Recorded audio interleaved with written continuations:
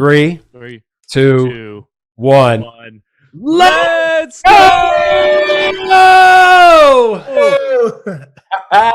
A-Train is with us. I'm your host of the PBE podcast, Troy Tittlemeyer, with the co-host, Matt the Skip Scipione, out in California, man. Always good to see you, even through a TV screen. It's always good to see you, man. Good to hear from you. We are in 2021. This is the first show of 2021, man. I appreciate you joining us, of course. What's going on, man? What's the latest? Dude, not much, man. I mean, just got through the holiday season, new year, new beginnings. We're starting strong. That's about it, man. What about you? How are the holidays? Digital watch, man. It tracks my sleeping. Ooh. Yeah, didn't know I was such a light sleeper. No, I'm just kidding. I'm actually a heavy sleeper. But anyway, so it's calculating my heart rate and basically trying to tell me that I get either 8 hours of sleep or whatever it is, and how much deep sleep, light sleep, REM, and then it gets into your psychology. Like I feel when what'd you say, Trey? What kind of watch is that? I don't even know the name of this thing. I don't know. It's not super expensive watch. Okay. It's definitely not iPhone or Samsung. It's nothing like it could be any watch that wants to sponsor this podcast. Oh, I love that. That was natural. I also got nice little Arizona hat. Nice. Yeah, dude. Got a new hat. Got a new watch. And what I was going to say about the watch was something interesting. You wake up and you're like, man, how did I sleep? And now all of a sudden, my phone and this watch has this impact on my day. If I look at it and I see that I got like 2 hours of deep sleep, which is supposed to be like the average good amount of deep sleep you're supposed to get, if I see that on my watch, I'm like, oh, yeah, I feel good. I feel good. If I see an hour, I'm like, looking in the mirror, I'm tired. I think it's doing something to me. It's doing something to me. I don't know. New gifts, man. New me. That's crazy. I mean, I don't know anything about deep sleep or REM sleep or the science behind it, but it seems like there's like plenty of studies out there. And I mean, I could see just like waking up and immediately looking at your phone or your watch and being like, how did I sleep? Did I crush it last night or was it a bad sleep? Like, what's going on? Dude, I don't think I've slept in years. I think every morning I wake up, I'm like, well, it's because my kid's still crawling to the bed with me at 2 in the morning. Oh, see, you're getting that disruption. You'd see it in the watch. And then they crawl into bed, and then so I have a 3-year-old and a 2-year-old. So 3-year-old knows how to jump out of the crib, crawl into bed. 3-year-old still 2-year-old. She'll be 2 in the end of this month. Wants a bottle still in the middle of the night, still thirsty, still changing diapers. Yeah, dude. So. Gosh, dude. A-Train. So we have A-Train. We have Anthony Nieto from Midland, Texas, the man who runs the machine we call PBE Podcast. And we couldn't think of a better way to do this show, man. The first show of 2021 had to have been a recap of 2020. Let's reflect, as this was a year of reflection and alignment. So how did that go for you? How did it go for Skips? We reflect on 2020 in this show. It allows us to really bring something of a lot of interesting things for 2021, a lot of motivation, a lot of excitement per usual for PBE. But A-Train, officially welcome to your first PBE podcast show, man. Yes. Thank you, guys. Thank you. It's been too long. Yeah, too long. It's been too long. For bringing me on the podcast and for giving me this sick ass camera that y'all bought and left with me here in Midland. I'm glad it's being used. It's the least we could do. Man, I've taken photos with it a couple of times. Man, the photos are amazing with it. And then I took it out for the Jerry Morales interview when we did the first video with it. That was incredible. And no, man. And then figured out it works as a webcam. So testing it out, using it as a webcam. Pretty versatile. Yeah. Pretty dope, man. And that ties awesome. That ties into kind of how the whole show went. You know, we talked about 2020 and all the reflection and all the things we learned and what we are able to recycle as motivation moving into 2021. but we're tying this ability, your ability to be incredibly technical and sound in this stuff and make it actually work, not just have an idea and then it kind of works. You put out something there, it works, man, and we've proven that through our Urtech shows, SEG show of 2019. Like, your ability is incredible, and now we have this idea that we're going to do the first big convention in person and virtual, 100% big show in Midland, Texas. We're going to reevaluate the Permian Basin. We're bringing value back into the conversation for all geologists. It's important to be geoscientists. It's important to have the right geologic model. The engineers are going to get a lot from this. The companies, the industry, the future is bright, folks. It is. And I mean, it's something that we're going to need. Once, obviously, this is going to be occurring after the vaccines are delivered. And, once we start to get back to quote unquote normal, it will not be normal first and foremost, but the, pre-COVID era. But we still want to make this a big community thing, not only for PBE, but for oil and gas and for Midland itself. Yep. And as we said, the technical side of everything is going well, and A-Train knows what he's doing. We lost his camera there. Yeah. A-Train is he's back. We'll take that out. Battery died on the camera, and it left me frozen all. Yeah. So I ran, grabbed another battery, changed it real quick, and set out. I was like, A-Train's locked in. I was like, oh, shit, no, it's frozen. Man, he's really into this. He's really engaged right now. All we know is that we really set up 2021, being able to survive 2020. And I will admit, PBE Podcast, had to pull one of the SBA loans. We had to get COVID relief from that year because we went from all our P&L and conventions and putting on live shows and being with people to not being able to be with people. That's why that loan existed, man. That's why that help existed, because that was a major shift. It was a total loss for the company. And it got us through 2020. And now we have the technical ability with A-Train. We're still a team. We're still here. We're still doing great interviews. We're still doing podcasts. And now we're going to focus on this convention for 2021. We're bringing geology back, man. And it's exciting for the industry. I believe in this. I think we'll have a lot of support in this. I mean, this show was really, really cool, man. I think PBE definitely has a future. And I think we really built something here. Yeah, you're definitely right. And something that I know for both Troy and myself, it's we love to do this. I mean, regardless of, monetary value or not, this is something that we're going to keep doing. And until I guess we can't, until like the time allotted doesn't allow us to do it, but we're going to find a way to keep this thing going. And that's what we want to do. And I mean, this podcast that, your guys are listening to is we're going into, our highlights and lowlights from 2020. We're talking about some of our favorite guests that we've had, and from there, the future. And that's what we're most excited for. Yep. Hey, Train, how'd the show go for you, man? How'd you like your first show? What'd you get from this? And let's go from there. I'm so used to talking in person. I feel like I start rambling and then I don't know how to bring it back. So I'm like, okay, how do I get out of this? I'm on camera now. Just try to get out of it. And before you know it, I just dig myself in deeper and then I need to stop. So I'm still getting used to the podcast kind of format. No, man, but it's cool to get to see y'all and talk to y'all, kind of put some of my ideas out there, just kind of what we're doing. And I'm kind of interested in seeing some of the feedback that will possibly come back from us putting this out. Because I think all these things sound great.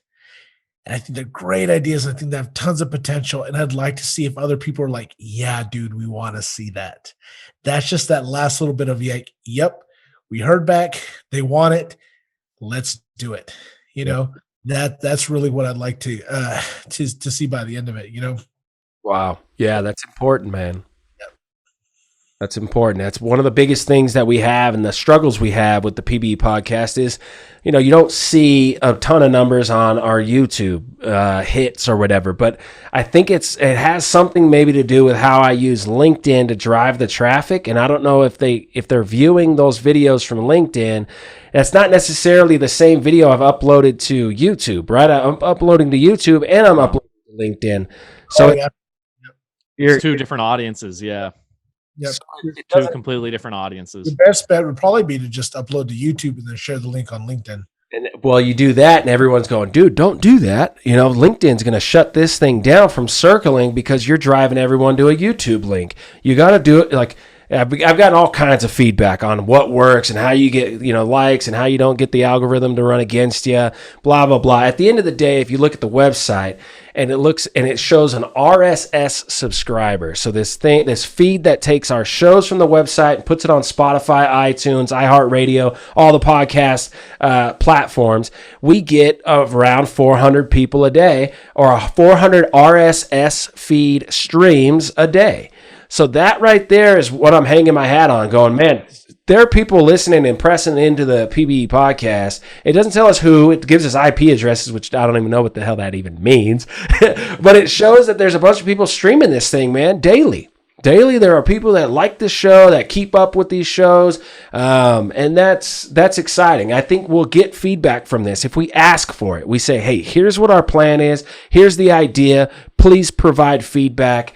I think we will get the feedback from amazing people in this industry that are still in it and want to see this event. I think we can do that.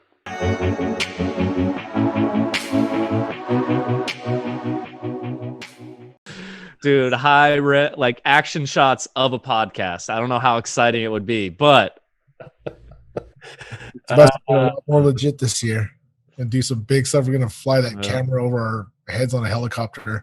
Hell yeah. Drone in the room. You might be onto something with recording outcrop. High res outcrop drone footage would be fucking dope. Yeah. That would be good. All right. We are officially starting the conception part of the show, the PBE podcast, the first show of 2021 with A-Train, the studio engineer, the guy who remembers the day when me and Skips and our at the time sidekick P-Dog came in.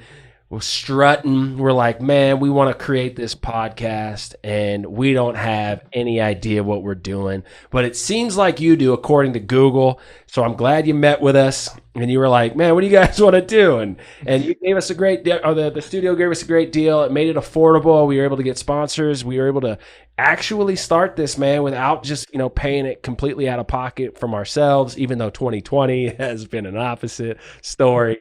But 2019 started, man, and it started with A-Train. It started with a hell of a concept, and I think a great show started developing. We had amazing people in our friends and colleagues that were willing to be on this show, and it began, man. What do you think, A-Train? Man, I've never seen someone come in with a podcast and with any client go from, hey man, we're showing up at the studio, and then 3 months later doing like the biggest conventions in the oil and gas industry and doing podcasts, and then we end up in San Antonio right after that, dude. That was amazing. That was legit. And I didn't know anything about the oil and gas industry. I probably still don't compared to everyone else listening to this right now. But at least I understand a few words. It's because of the PBE. You remember it the same way, Skips? Is that how the history went? Dude, I mean, it from just an idea, just, hey, this would be something fun to do, put our time into it, to where it's come today. Never would have expected it. Yeah. Never would have expected it. I mean, it's been a roller coaster. Don't get me wrong. I mean, had a good climb in the beginning. And then this year, I mean, for everyone, it's just been hunker down, survive. But, I see greener pastures in the future, not only for the podcast, but for oil and gas in general. Right. Yep. And thank God we're still around, man. We're still around, and not only still around, but cheers to that. But we are absolutely changing at least a little bit of what we thought we were to what it's going to be post-COVID. And that doesn't happen without A-Train. A-Train's perspective while we were building and doing our thing and getting together and enjoying time spent with the guests and making this content, A-Train was sitting back there watching this going like, there's something, I think there might be something here, guys. I think there might be something going on. And then fast forward through 2020 a little bit, as the conception part of the show is about reflecting on 2020 and, you know, what it's done for us and what we've learned from it. How are we recycling this into motivation for 2021? That's definitely something I really want to address. And one of those things is, you know, we went from doing this convention style thing of such a brilliant way to take advantage of an exciting podcast and a couple of kids or young professionals that are like, you know, just eager to engage and okay to kind of step on ourselves and not know everything about anything, but enough to put people in front of us and have these conversations. Dude, the Icon and Fairfield, they were like, man, this is a great way to bring people together at the conventions where you have thousands of people from around the world all collecting into one building. They figured it out. They said, we're going to tie this podcast in. And I have several friends that were like, dude, I was on the showroom floor of Urtec that year, and there was nothing happening anywhere else in that building except the PBE podcast during that happy hour. Everyone was standing around that area. Maybe they weren't all listening in, but it still brought everybody in real tight. It wasn't all, it was just ghost town and then this environment that was just hopping. And that was brilliant, man. I got to give it up to the folks that paid us to be there and made that happen. Yeah. That was brilliant. Yeah, I really have to give it up to Icon. I mean, they were phenomenal. The way they treated us, the way, you know, they set it up for us, and they just kind of said, hey, you do these interviews during the day and then happy hour comes around, you guys do you. Yeah. And I appreciated that. It wasn't like they were trying to keep us under control or push a narrative. It was just like, hey, you guys come on our booth, do what you guys do. And it was a blast. Oh man. And even the setup from the first one, we had a little bitty table. It was just kind of cool. We were sitting around, people walking behind us, little phones, everything got to work. By the second convention, the booth that we had, the PBE, man, what's some pull up there, dude? That was legit, dude. It looks so good, so good. Wow. And the response was just huge the second time. We had a bunch of people the first time just stop and enjoy the show. The second time, it was more like everyone was making the talks. They knew they were coming up. They knew who was going to be on there. People had us on their agenda. That was amazing. Yeah. Fold out pamphlet, the trifold pamphlet. The trifold. The whole Icon. The infamous trifold. But yeah, that was great. I mean, and then the people not only that we got to meet just doing that. I mean, the connections that we made at that booth, I never would have guessed or expected. And the stories that like came out of it were phenomenal. Dude, and still connected to those people. I can call or email or text almost anyone from every one of those shows, and it's like, man, it's great to catch up. What's going on? I mean, that's the amazing part, I think, of taking the risk. You know what I mean? Skips, like it's a social risk, as Dr. Tinker talked about, how you're going to put your neck out there and you're now the podcast guys. You guys even do geology anymore? You guys just fucking podcast. Yeah. No. You know, there's a lot to this. There's a lot to why it is entertaining and why we were able to captivate people. We are no shit going through, in my opinion, another science technical revolution, and we're on the front lines of that, and that's exciting. So our concepts and our questions are coming from a very different technical geologic background and approach, and that drives a very interesting conversation. But beyond that, we're conversationalists. You know, anybody can get along with Skips and myself or whatever. We can have a good time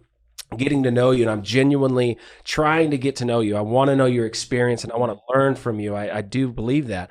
And so we do that, man, and we took that social risk, I guess, and we created this thing, and man, what came from it? Friends for a lifetime. and being in this industry for a lifetime, I think we're going to keep going. And that's what the show is ultimately going to get to, is how is PBE podcast going to bring back a convention into the oil and gas industry? How can these two guys that kind of just took this social risk and have these wild ideas, how are we going to actually pull this off?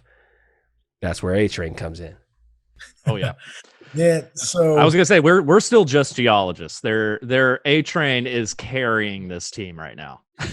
so the biggest thing that I guess not being in a general, what most people are in their careers in the industry involved in oil, gas, or nursing or stuff.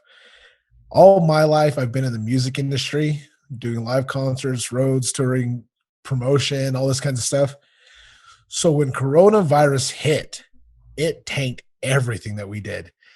Live concerts, performances, contracts that were in place for guaranteed shows, recording studios, projects. You can't do any production. The film industry tanked, post-production tanked, everything. And it had to be not it's like anything else. You either have to figure it out and make it work, or you're just going to die with the dinosaurs, right? You're not ever going to accomplish anything. And I always tell Kirsten, I said, Kirsten's my daughter, by the way. I know some of y'all guys know about her, but this is what I used to tell her when she would study for work. I said, a sign of growth doesn't mean a sign of growth isn't your ability to figure out the answer. It's your ability to ask better questions. That's a very different perspective. So whenever you have something that you need to figure out, you're not trying to answer a question. You're trying to figure out find the answer, trying to get a better question out of it. Yeah. So in the what happened for us in the entertainment industry is, how are we going to monetize? How are we going to make money? How are we going to gain influence? How are we going to do this in an industry that's been shut down when that's what we were doing? Mm-hmm. So we started working with oil companies, with stores, branding stores, and putting on live virtual concerts so that these stores can still generate sales, develop their Amazon stores, develop their brand, develop their name. Because even at that, what ended up also happening, and this is kind of where, and I was telling Troy, and this is kind of part of this conversation, there's another venue that just recently reached out, and they basically want to give me 9 months of, hey, Anthony, we'll give you this venue, and you can do whatever kind of show you need to do, just so you can try to bring in some avenue. So knowing what I do, it's okay, well, if I can't bring people in, how do I still get people to engage with the brand of the venue and their goals and things? And it was understanding that, okay, what we're going to do is we're going to bring in a live camera crew. We're going to bring in independent engineers for audio, in-ear systems, front of house. So people that do show up that still want to go out and catch a show, they can. And we're going to make sure we follow like any of the Corona guidelines, any state regulated stuff. But if you don't want to at your home, you're not missing the show or the gig or whatever. Yeah. And then what's happened is it's allowed us to advertise any type of business that, if it's a knife store like Bear Claw Knife and Shear, some of these places that are here in Midland and stuff like that, they're like, well, Anthony, you know what? It's hard for us to advertise and to get out there right now, but if you're doing live concerts, then whoever shows up there gets that branding, and whoever's watching and engaging online is also going to get that branding. Whoever's going to do this is going to do this. And it was just kind of redeveloping the idea of how are we going to re-engage with the audience that's stuck at home, and this is just kind of one of the simplest points of what is that we've been able to do, and figure out what makes it work, because a lot of people are just still stuck in an old way of thinking. Oh, let's still do it like this, or why doesn't that work? Another little quote that I actually had a producer that I worked with years ago. We were talking, and he kind of told me this, and he said, anything that's great, the reason it's great is it hasn't been done yet. Once it's been done, then it just becomes a normal after that. So like the first person that broke like the 4-minute mile, once he broke that 4-minute mile, then everyone followed. Yeah. There was nothing special about it anymore. You just remember the name of the guy that did it the first time, Yeah. So it's saying, okay, well, here's the industry, here's our current things. And honestly, the social media, the marketing, the podcast, there's been so much. There's been tons, like billionaires became mega billionaires in the past year. I was just reading this, the top 11 most successful men in the world became even more successful in 2020, when everybody else was shut down. And it's just because they did. And even at that, here's another thing about the thought process that I think of going into situations like this. Why is it some people are more prepared than others? Is because some people are thinking in quarters, like, what am I going to do this quarter? What is my plan next quarter? What's my plan next quarter? Versus, hey, what I need to be thinking about is where I need to be in 4 years, not where I need to be in 3 months.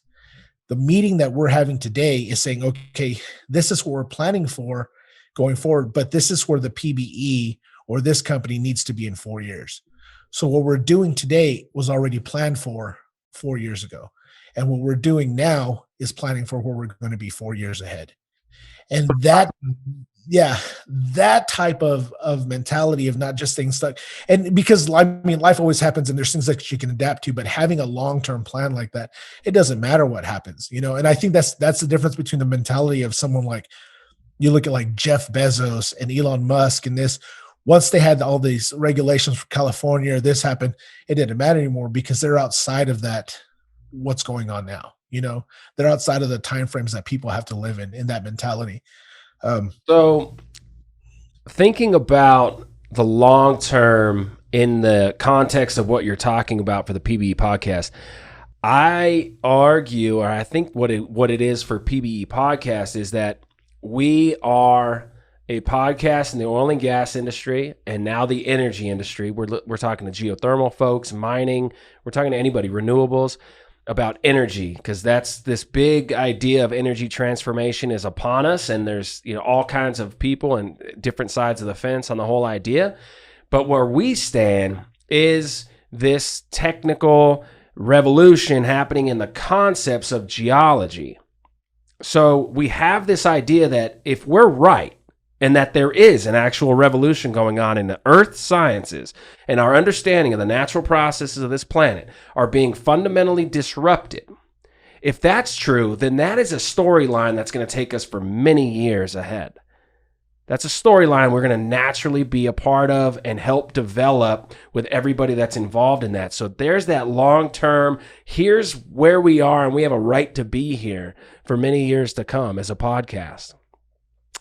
But now you're talking about this hybrid between a digital platform and an in-person platform. And I'm telling you, I might be in Texas on a job for like a few months. And if I can get to Midland one time a month to do this live thing in person at the destination in Midland, which is this badass spot that everybody enjoys being at, before we get there on the intricacies of actually pulling that off, just tell me about the concept of going hybrid, unless Skips has another question for you. But I'm just interested in this.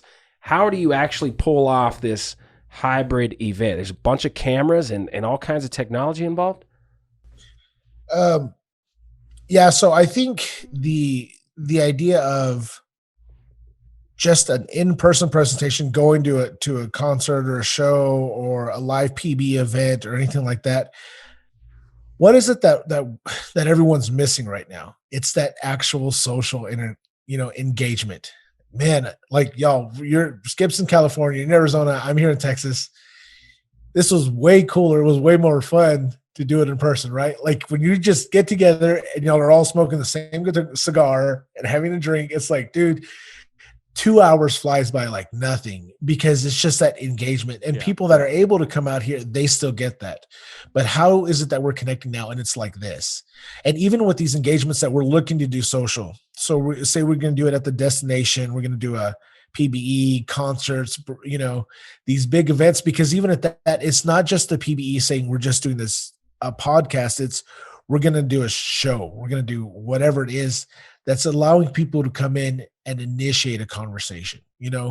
We want to go somewhere and find something that we have in common, sit down, have some drinks, have a conversation, and the environment be a creative environment, be supporting the creative conversation.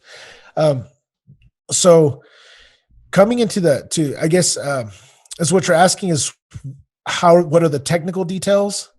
So, I mean, live camera crews, multiple cameras, live camera crews, possibly, full bands, stand-up comedian for entertainment. It's BYOB events. They have food trucks there.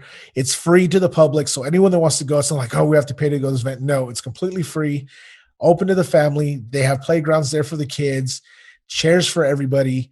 And if you're watching online, whether it's on YouTube, Facebook, Twitch, any of this, you can actually engage with the artist that's online. There's going to be people there at computers that if you want to request a song, you can type it in and request a song. You know, if they want to ask a question for a live PB event, they can type in and you can ask a question. So it's about connecting with yourself at home and the person that's there, you know, performing or doing their show. And then even at that, having other ways, and I don't know how far we'll get in this. So I'm not sure what to say here, but even say you did a bigger convention type thing and you're going to follow this kind of measure of still, hey, we're going to broadcast. But what about being in the convention and needing to pull in information from outside of the convention, doing live broadcast feeds into the convention from, you know, we're going to be out in the mountains. We're going to do some outcrop. Skippo from Outcrop. Look at him out there. Tell me about the rock, Skippo. Dude, maybe that's what we do. It's like, where's Skips today? Yeah, I love that. I love that. This is actually in Utah. That'll be the only hint I give. That's nice. I haven't showed this one yet. So we're getting into this idea of what PBE is going to do in 2021, and I'm completely committed, and Skips is interested. I want to see something happen, man. We can't just let this fizzle out. We're not just a simple podcast group that has a ton of followers and blah, blah, blah. We have our niche, man, and we want to talk about it, and we want to keep pushing that forward. So we're going to focus that on 2021. What was the best thing and the least best thing of your 2020 A-Train? Let's go around the clock real quick. Best and worst. The best thing is going independent. So I left a studio that I managed and I worked at for about almost 10 years. And I left there and hit the road and am producing records for different artists. I'm building PA systems for churches and venues, again, because they needed the ability to broadcast, even as far as building systems like what we're doing for oil companies. So where it's like, man, all of our employees at home, how do we engage with them? Yeah. Going and setting up camera, setting up microphones so they can do training online. They can do this, everything from oil companies, consulting for churches, consulting for venues, artist development stuff, handling some of the business management stuff for artists that are kind of like, dude, this is where we're at. How do we monetize where we're at? We have a new album putting out, but how do I make money off of it if I can't go do a show? Okay, this is what we're going to do. Here's the team we're going to hire. Here's the camera crew. Here's this. Here's the venue. Do that. Get the sponsors. Do that. And just going independent has allowed me to say, hey, here's all these different talents that I have, and here's all the different talents that y'all have and the camera crew has in this. Seeing a vision, just being able to say, hey, I don't have to look at things the way that I used to.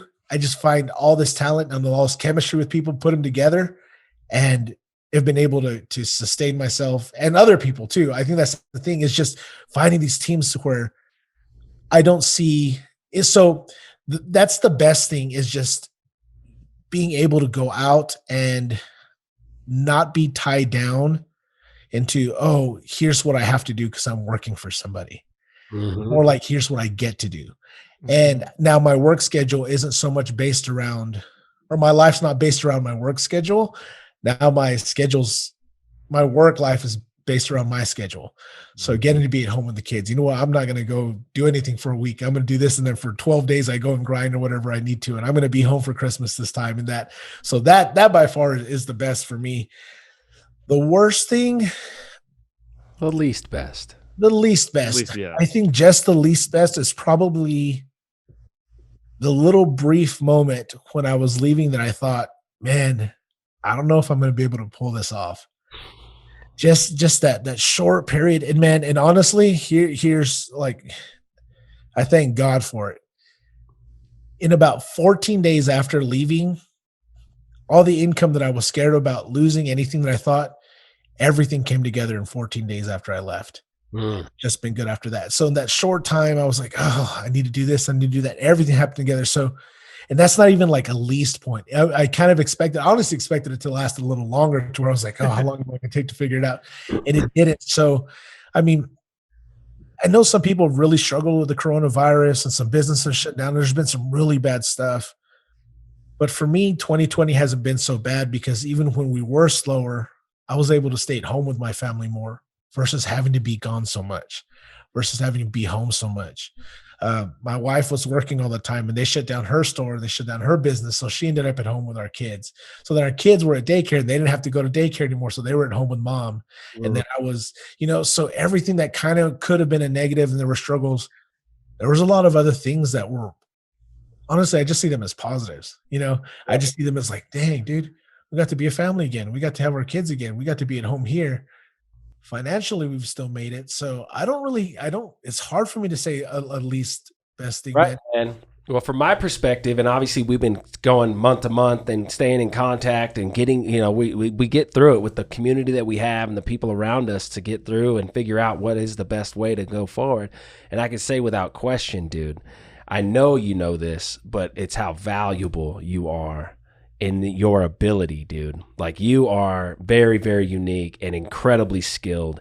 And I saw that for you from my perspective. I saw these people that go, man, I need your help because you know what the hell you're doing. You know how to get it done and you got it done for them time and time again. So it didn't all come together. Maybe it didn't all make you $1 million, but I know for sure, I think for you, for the rest of your life, you can understand and hang your hat on that. I provide a valuable service to everybody who gives me a chance. Yeah, that absolutely. Like with all humility, yeah, I know what I'm capable of. And just getting to get out there and do it and apply everything, man, it's a different game. Yeah. So I love it. Yeah. Thank you, dude. I appreciate that, man. And from my perspective, I think I think this will probably go for all of us. Now hearing A-Train's answer, it's not necessarily the worst thing that happens, but it's this fear of the unknown, right? We're comfortable in this schedule we're in. We're comfortable with this job that we're in. It might not be ideal. We have these problems with it, but we're getting that check. And but that light at the end of the tunnel is not exactly what we want. Like you said, I don't get to you still make all these sacrifices. So in doing what you did, I mean, like you said, it wasn't the worst experience, but it was just that fear of the unknown. But now, it turned out to be, I mean, would you do it again? That's the question. Oh, absolutely. I would have done it earlier. I waited There we too go. long. Yeah, I would have done it There we earlier. go. Man. I think the only thing that I'm glad that I waited longer. If I'd done it earlier, the bad part would have been it would have been so long ago that I wouldn't have met y'all. So I'm glad I waited long enough to have met you. Good call. For me, it was the best timing that you could have done. Yeah. Because we were out of Midland by then, so it was perfect. Oh, but until y'all come back, I don't know how I'm going to get y'all back here, but one of these days I'm going to be like, Skips, Troy. I feel like all roads lead back to Midland. As much as I'd hate to say it, I feel like at some point in my life, I'm going to be back there. Wow. Maybe. Midland, once you get, I don't know for how long, but I have a feeling. I just, you know what I mean? It's like that gut feeling. It's like, it's Midland. so good, man. It's hard to leave this place. And I grew up around oceans and rivers and on the coast and everything. And then for there not to be nothing but there's no water here. There's like a pond in Midland. Yeah. Like that's you don't go near that pond.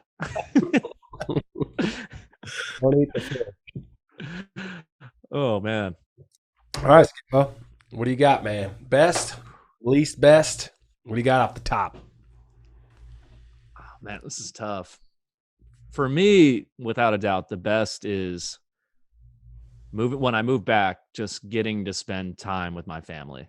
This has been a blessing that I don't think I'm gonna, after this step, I don't know if I'm ever gonna be able to do this again. But being able to see like my little sister every day and seeing my father again, it's been a blast, man. I mean, it's strange too, because you leave for 4 years and then you come back and it's like, wow, all this has changed. But at the end of the day, it's kind of the same. But that's for me has been in my opinion, the best part of the year.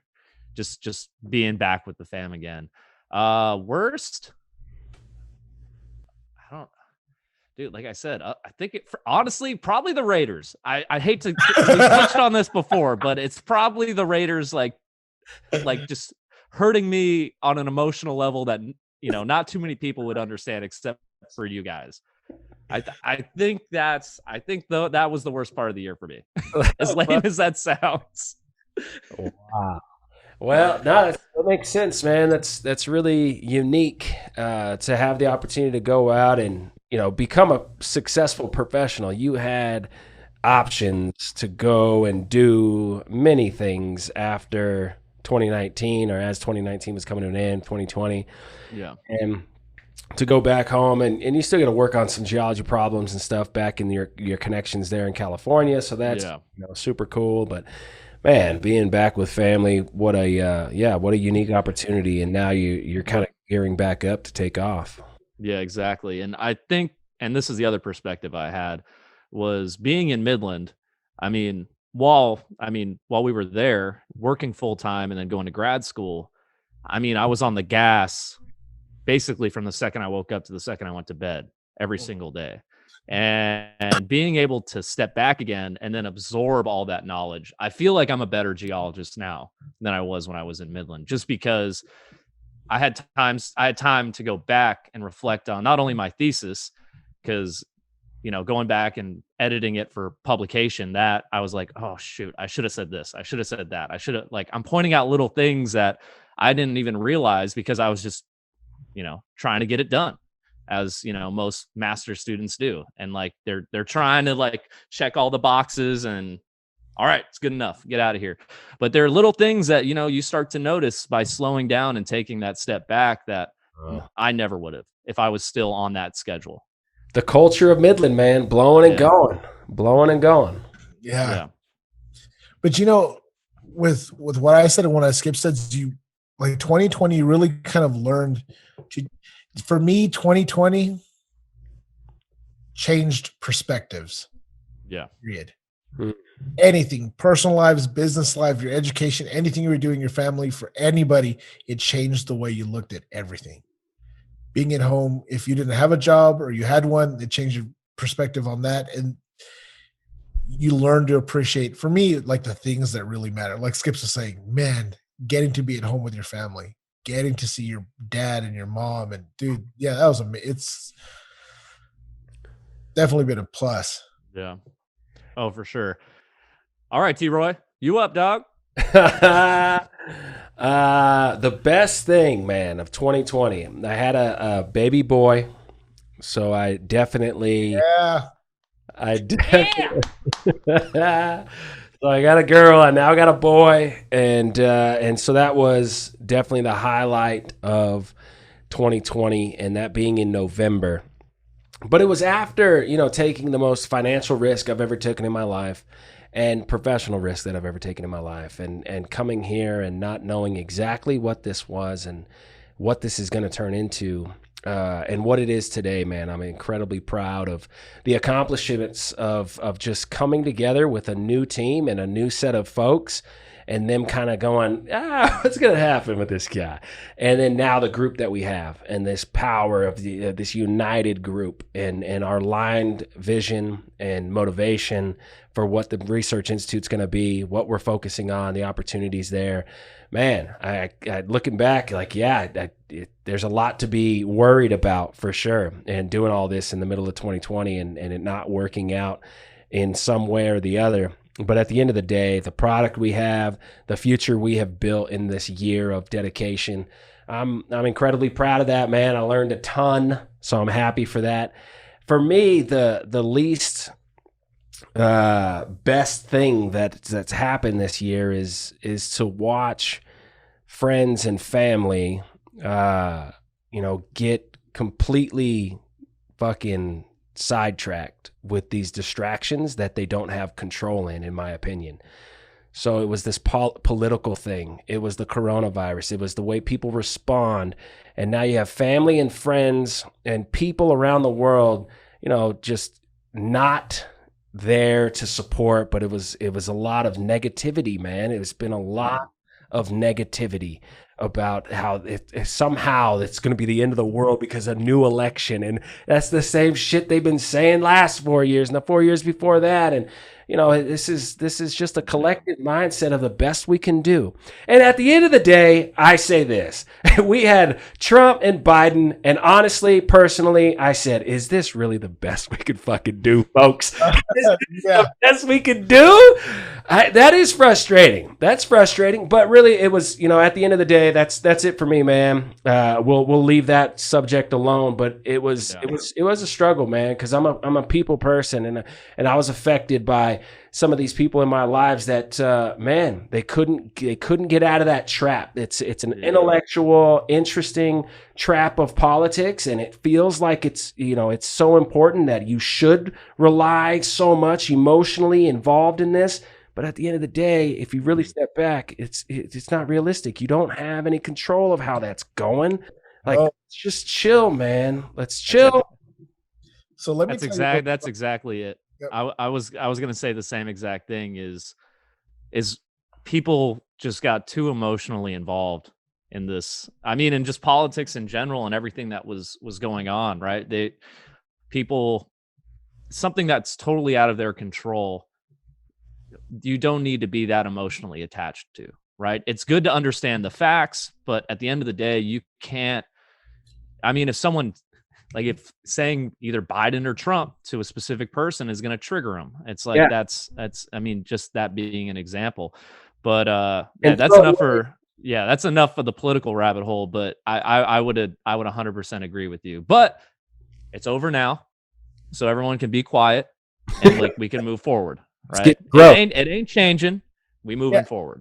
Here's one of the things I want to say about that, because I have had those discussions about politics a little bit, but my point is this: the information you're being fed, whether you're on social media or the news, all that was already decided for you. So whenever we deal, like even in the entertainment industry, music industry, marketing, advertising, the algorithms at Facebook, YouTube, LinkedIn, the chances are that the people that are watching this isn't by chance that you're watching this. It's the fact that you're watching this because everything else you watch is tracking you to this video. Everything. If you get on Facebook, try this, and I tell this to anybody. Go on Google, right now. Just type in boats. Just look for boats for a week. Just type in boats on Google, YouTube. Don't even do it on Facebook. All right. A week, get on YouTube. All the friends that you have on YouTube, it'll be boat owners. You'll start seeing, why is everyone on over here? They all own boats.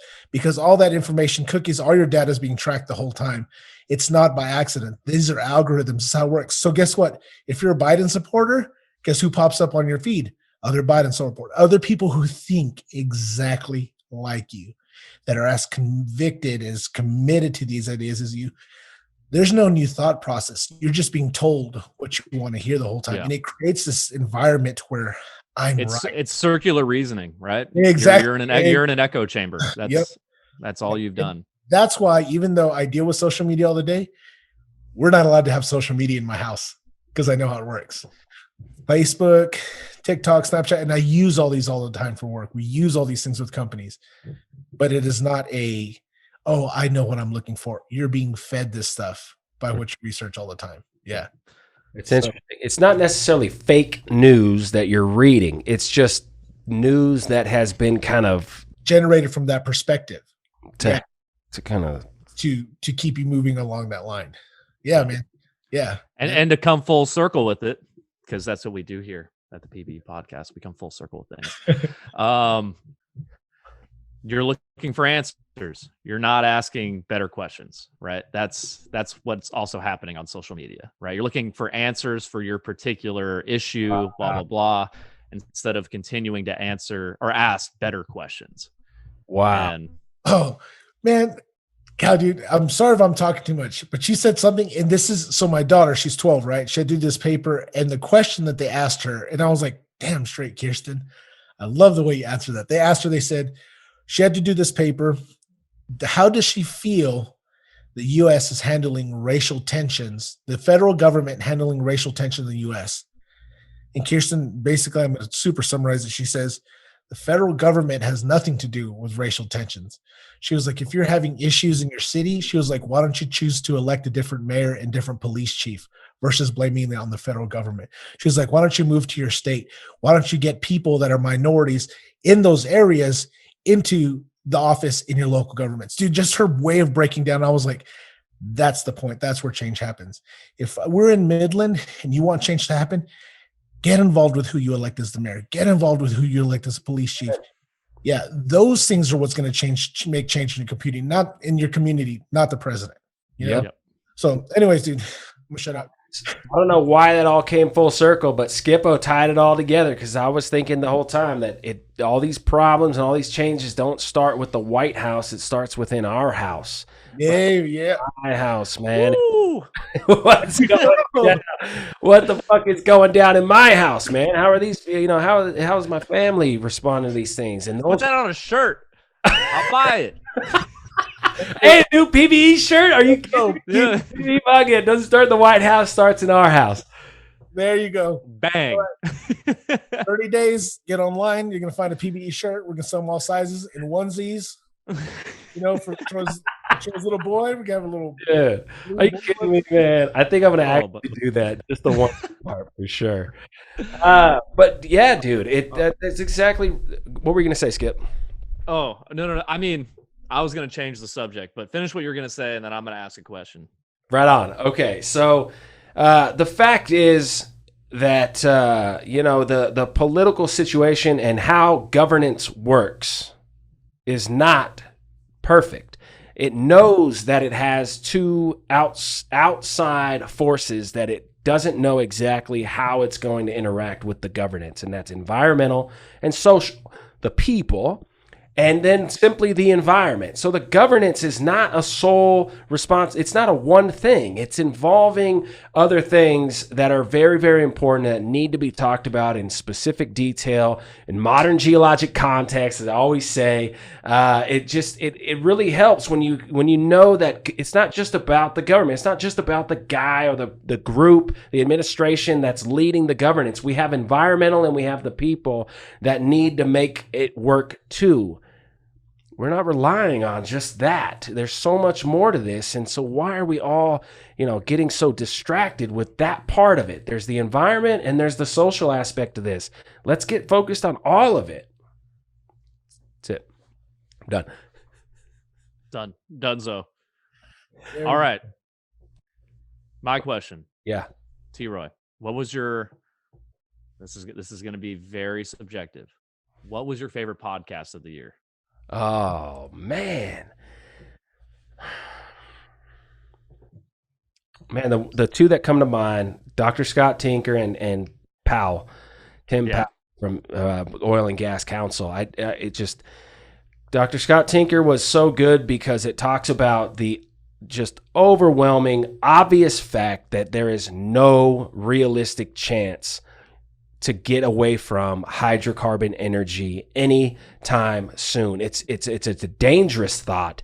The world, it's just, we're not even close to that. The primary countries of the world at the very top are thinking that it's possible. Everyone else in the world is like, no. So it was an obvious thing, and that is very important to me personally because of where I'm at with hydrocarbon generation and the whole earth science revolution that supports what's going on there and what the people are talking about and what the world needs. And then Tim Powell's episode, dude, about you're not getting money in oil and gas for a new project unless you're thinking about environmental, social, and governance, ESG, and how we can get better at being more efficient as an operator, decrease the carbon footprint or whatever it takes, just decrease the amount of energy and cost it goes into making money in the oil and gas industry. That's where it's going. And that's the only way it's supposed to go. Like, what are the other options? I want more money and to be more efficient. Let's go that way. Who's saying I don't want those things? Like, yeah, fuck you. I'm not giving you money. Why would I give you money if you're not trying to be more efficient and make more money? Very simple, man. And so ESG's there. There's a bunch of money there. That's exciting. That was it for me, man. That's a good question, though. Dude, well done. Well done. And I would have to agree with you on the Scott Tinker episode. That one was, for me, just getting a chance to talk to Dr. Tinker was, that bucket list checked off. Wow. I mean, the utmost respect for the man, and I mean the work that he's provided for the industry and what he's continuing to do is phenomenal. Yeah. And then the other one for me, just because I just loved looking at the images, was the Bell Geospace with Dr. Colin Murphy.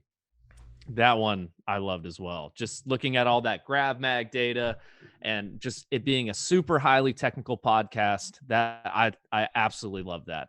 Absolutely loved it. Wow. I'm going to come back to that in the drill down part of this show. We're going to come back to Bell Geospace and what's happening with this convention that we're thinking about putting together. A-Train, I don't know if you're an avid listener of PBE podcasts, so I won't put you on the spot for that. But for what you know and how we've been able to wrestle through this year and what we are and who we are and how this is developed, what's your favorite thing for PBE podcasts in 2020? What were you, I don't know, excited about the most? Y'all's ability to think outside of the box. Nothing is ever just linear and straight. It's, man, here's all these potential points of growth, potential points of innovation, potential points of development, new ways of thinking things, even though you might already be like, we know this is the case, but why? Why have we still accepted this? Why are we not challenging this deeper? Maybe there's a bigger conclusion here. I love the thought process on how y'all view problems. Yeah. Dude, that's the PBE podcast to me. I love the way y'all deliver information and how you put it out there and changing the way people think. I think that's the biggest thing for me. I love thinking differently later on in my life than I do today. Like, I don't want to stay stuck thinking the same thing. Like, that's boring to me. So that is what is engaging about the PBE. And then even at that, maybe a year later, the information changes, but y'all aren't going to be like, oh no, but we're going to stick to our old ideas. This is always done for years. It's like, no, that's dumbass shit. It's like, here's the new information. Here's where we need to look at now. And this is how we're going to play. We weren't wrong. We just had the information that we had back then. Yeah. What makes us right now is saying, no, now we figured out more of the puzzle. Now we've asked more questions. We become more educated between talking to these geologists and these engineers and these companies and these societies. This is why the PBE is the PBE. The information is extremely validated. It's extremely, researched. So that's it for me, man. That's the best way I could say it. Well, I appreciate that, A-Train. I appreciate how you said that. I think that it's a reflection of us as a collective group. Me and Skips together doing this, like we're reflecting back, new ways to think about stuff and actually changing, and charging towards these anomalies that aren't well described. What's going on there? Let's talk about those things. There's got to be discoveries to be made in all this, this nonsense. I brought up the PBE podcast company page on LinkedIn. And the reason I did this is because it's going to transition us into the drill down segment, I think, pretty dang smoothly. The first live event, completely digital, no in-person thing. Skips is in California. I'm here. And this energy transformation was hot to trot. And we had people on LinkedIn that were very vocal about renewables and how this transition is happening. So we brought in one of those people. And you can see the first live event, we end up with contacts from the PBE podcast that showed up and said, I want to attend this. And at the end of the day, we probably had 40 people actually show up to the event. But that's beside the point. A lot of people said, you know what, this looks interesting. I like it. We also got feedback about Eventbrite being kind of a pain in the ass. Sorry, Eventbrite, but it's just the truth. That's because they had to kind of, it was a minimum donation to get into the live event. So somebody wanted to put a penny. Some people put $100. And we just didn't want it to be free. Like, donate to PBE Podcast to keep this all going. And Eventbrite was the source to do that. And it just didn't end up going very well. The feedback I got was, when it started, where the heck's the link? Where the heck's the information to get into the event? And it was through an email, and you had to follow this chain of commands to get to the event. So all things considered, we don't know exactly what we're doing. We thought, okay, that first event was fun. Second event, let's talk about the mining industry, the bull market that's coming. The bear market of the metals industry has been 20 plus years. And there's a massive shift and a massive change right now. And arguably around the metals industry, we could be going into a bull market for many, many years. So that's exciting. That's something as a geoscientist, engineer, anybody that can speak. To a what market? Bull market. Explain that. Yeah. Teach me something. Bear market means that it's low and it's kind of trending down. It's not very good. It's a bear market. A bull market is going up and to the right. Yeah, it's up, and it's essentially saying it's going to be a stable economy. Gotcha. Good. Dirk Harbeck, man. Yeah, talking renewables. With the lithium talk, and then we had a friend of the show, Neil, give us some fun facts, dive into the metals business for news and information. Dude. And then we ended it with the fourth rock type. The fourth rock type. That's what it was. Dude, I fucking love Neil, man. That guy's a good dude. And, when we first came out, we started talking about all this positivity and how we're going to turn this industry around. Neil Turlick was one of the first guys to go vocal and go, okay, PBE podcast, you're all bubbly and excited about the oil and gas industry, but there's really no reason to be excited about it. It's all really bad right now. Stop talking. And I'm like, whoa. He didn't say it exactly like that. Yeah. But Neil, actually, there is a ton to be excited about. And that sparked a relationship. Now I can call the guy, text the guy anytime. And that man is excited for the oil and gas industry. He's excited as a geoscientist. And so he's now going, man, I didn't see it right away, but I think I believe what PBE is doing here. And you guys are contributing something. And so much so, he did the news and information that day on the live event. So these live events are interesting. This is the last one we did, Mars Geology. We got over 300 folks from LinkedIn, geologists, engineers, money folks, landmen, all these folks from our contacts that were saying, man, I'm going to catch this one, the Mars Geology. What the hell are these PBE live events? So we were trending upward, 144 to 197, 337. And that's the last one we did because it's a lot of time and attention and money to put on these live shows. So that's just the reality of it. But we were trending upwards, man. I mean, this idea that you can do a digital event that brings a community together is somewhat real. But now that we're transitioning into the drill down segment, A-Train, your thoughts on doing a hybrid, an in-person convention, Midland, and a hybrid digital event?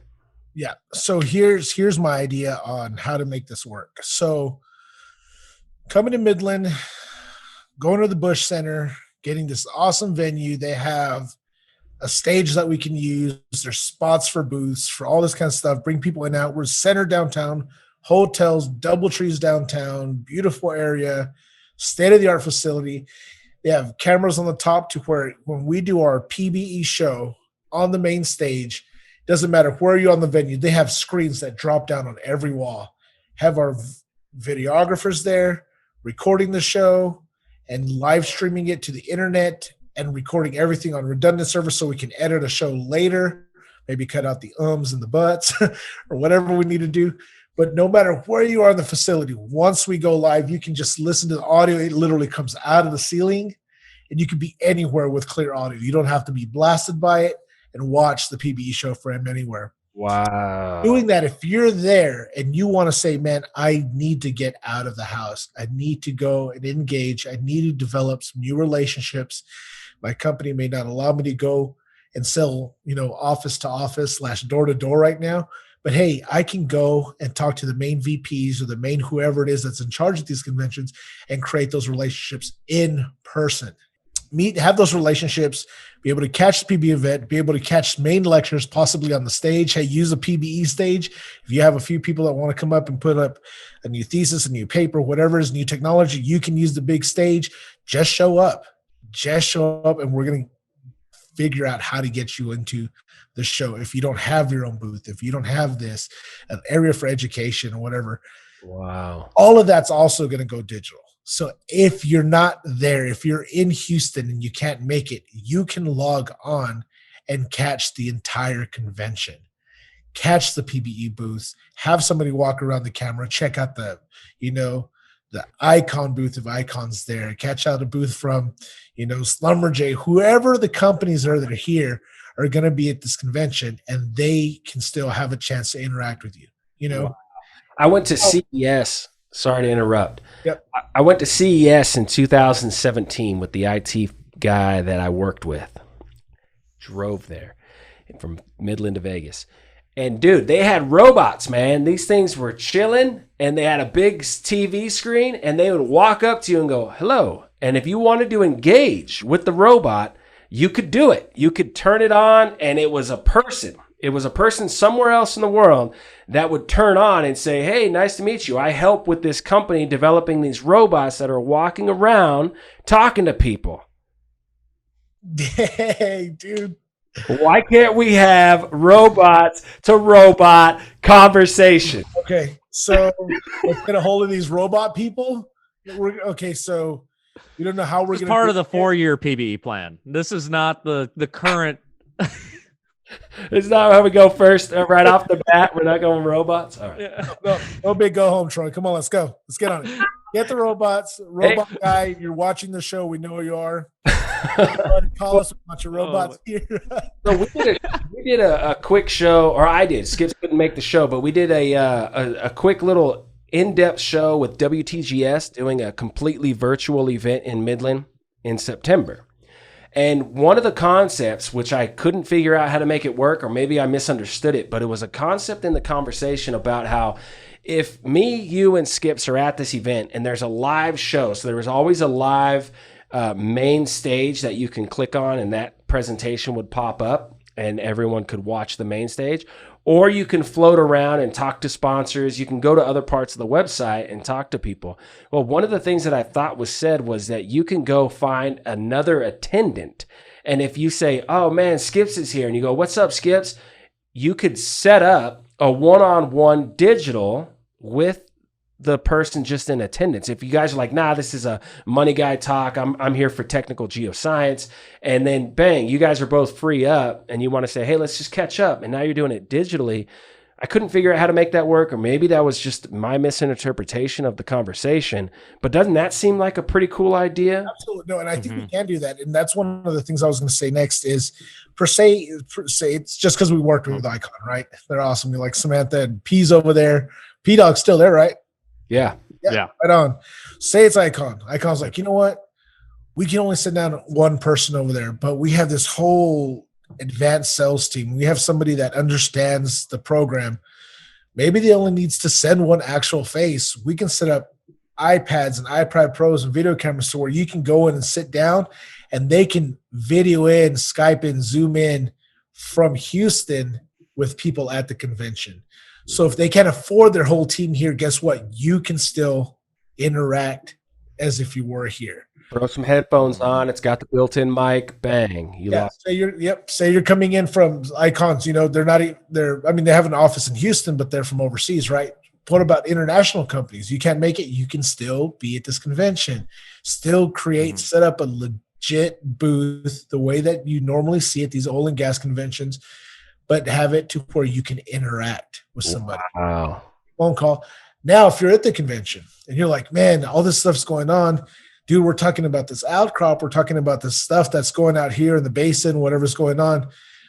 We can have somebody like Skips. The convention's no longer confined to the space of the walls or the virtual reality.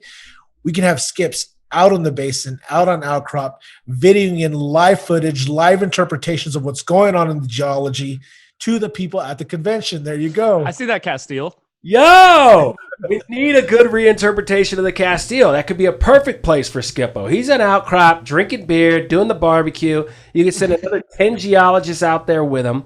And you're telling me next year, potentially, in a PBE conference, we would have the ability, the technology, for Skips to stream live from outcrop at the Castile, giving us a new interpretation and reevaluation of the Castile live? In real time. What? In real time. to where everyone that's in the convention can see what's going on into this facility.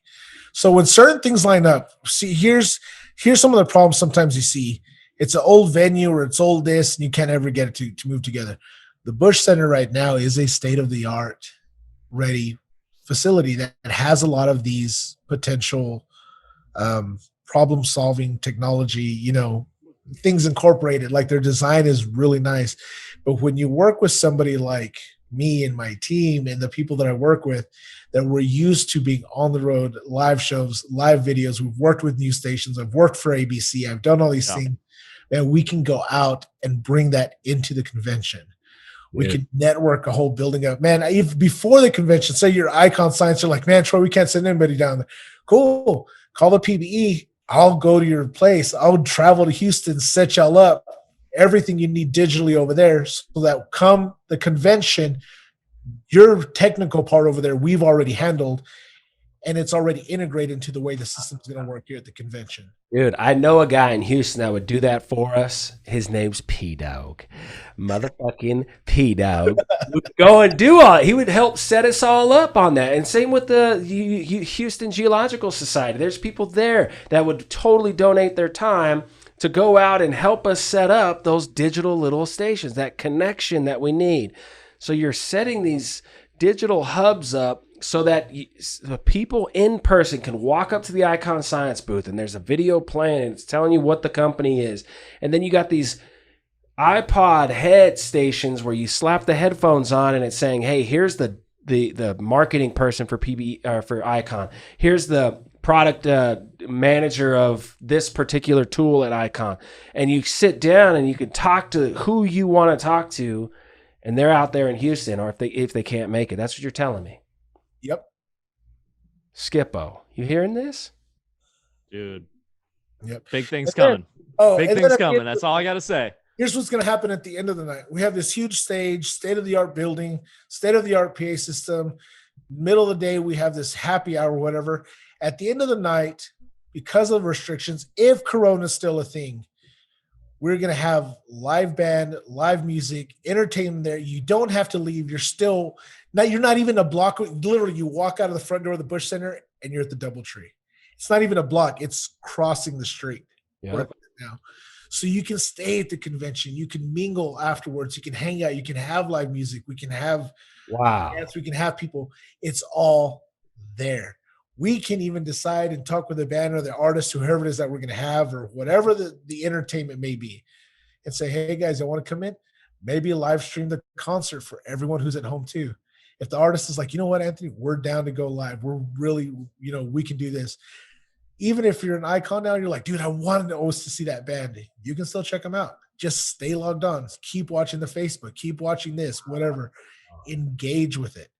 That's my idea. That's the convention now, toward digital, being there, engaging with, whether it's your home and you get on your iPhone, you log on FaceTime and you want to get on, put some headphones on with a little microphone like Skip's.